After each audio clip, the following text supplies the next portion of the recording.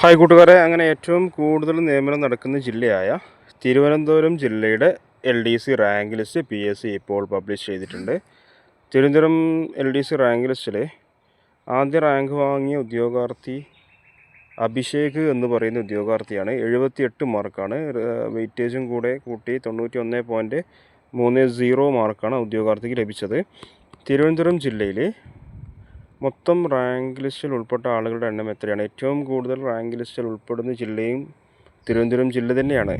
1079 പേരാണ് മൊത്തം റാങ്ക് ലിസ്റ്റിൽ ഉൾപ്പെട്ട ആളുകളുടെ എണ്ണം.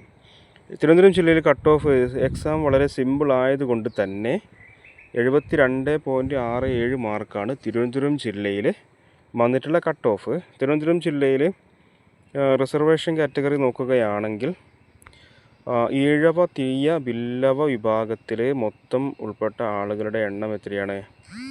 ലാർജ് നമ്പർ തന്നെയാണ്. 248 പേരാണ് ഈഴവ തീയ ബില്ലവ വിഭാഗത്തിൽ ഉൾപ്പെട്ട ആളുകളുടെ എണ്ണം. 68.33 മാർക്കാണ്.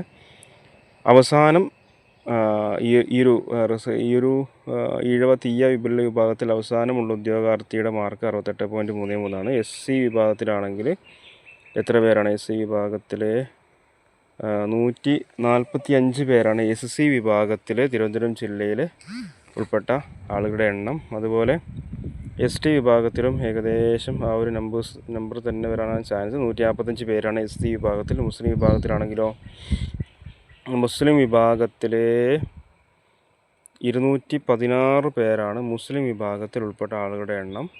LC or AI വിഭാഗത്തിലാണെങ്കിൽ 68 പേര്, OBC വിഭാഗത്തിൽ 55 പേര്, വിശ്വകർമ്മ വിഭാഗത്തിൽ 54, SIUC Nadar 14, SCC 17, Dheevara 18, Hindu Nadar 18, EWS എത്ര പേരാണ്?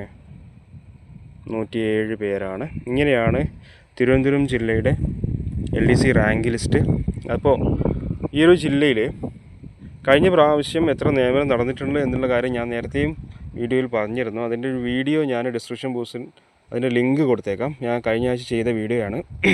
ഒരു 20 മിനിറ്റുള്ള വീഡിയോയാണ്. അപ്പോൾ അത് കണ്ടാൽ നിങ്ങൾക്ക് മനസ്സിലാവും എത്രത്തോളം നിയമനങ്ങൾ, ഇപ്പോൾ റിസർവേഷനൊക്കെ എത്രത്തോളം നിയമനങ്ങൾ നടന്നിട്ടുണ്ട് എന്നുള്ള കാര്യം ആ ഒരു വീഡിയോ കണ്ടാൽ നിങ്ങൾക്ക് മനസ്സിലാവും. അപ്പോൾ അത് അതിൻ്റെ ലിങ്ക് ഞാൻ ഡിസ്ക്രിപ്ഷൻ ബോക്സിൽ കൊടുക്കുന്നുണ്ട്. തീർച്ചയായും കാണാൻ ശ്രമിക്കുക.